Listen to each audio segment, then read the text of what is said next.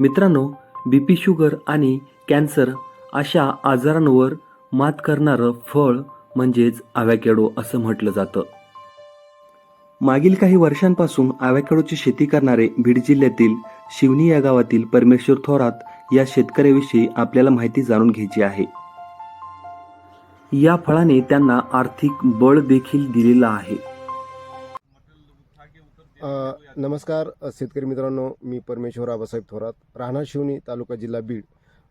बीडमध्ये मी ॲव्होकॅडोची शेती करत आहे. आणि सुरुवातीला मला ॲव्होकॅडो हे माहीत नव्हतं आणि सोशल मीडियाच्या माध्यमातून मला ॲव्होकॅडोची माहिती मिळाली. माहिती मिळाल्याच्या नंतर मी त्याच्या रोपाच्या शोधात गेलो आणि शोधात गेल्याच्या नंतर मला HRI रिसर्च सेंटर बेंगलोर हे एक गव्हर्नमेंटचं संशोधन केंद्र आहे ॲव्होकॅडोचं. ते ॲव्होकॅडोची काही झाडं आणली आणि ते ॲव्होकॅडोची झाडं स्वतः शेतावर लावली आणि लावल्यापासून एक 3 वर्षामध्ये उत्पादन याला सुरुवात झाली.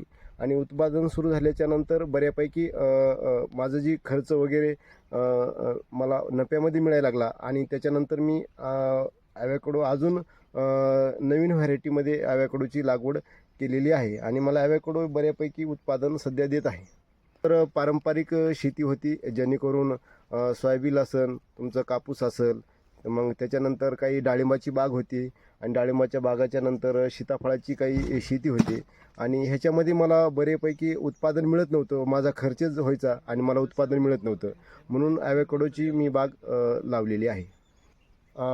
माझं ॲव्होकॅडोपासून एकरी उत्पादन बऱ्यापैकी आहे, जेणेकरून ॲव्होकॅडो हे अँटीबायोटिक फ्रूटमध्ये आहे आणि बीपी शुगर कॅन्सरवर हे फ्रूट खाल्लं जातं. आणि सध्या मेट्रो सिटीमध्ये खूप महाग हे फळ आहे. मला खर्च वजा जाता कमीत कमी मला नफा 10 ते 11 लाख रुपये वार्षिक उत्पादन मला एकरी मिळत आहे.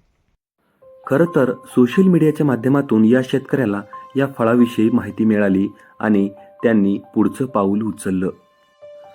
या शेतकऱ्याला जेमतेम 5 एकर शेती, त्यातही डोंगराळ भाग, परंतु 1 एकरमध्ये या फळाची लागवड करून ते चांगली कमाई करत आहेत.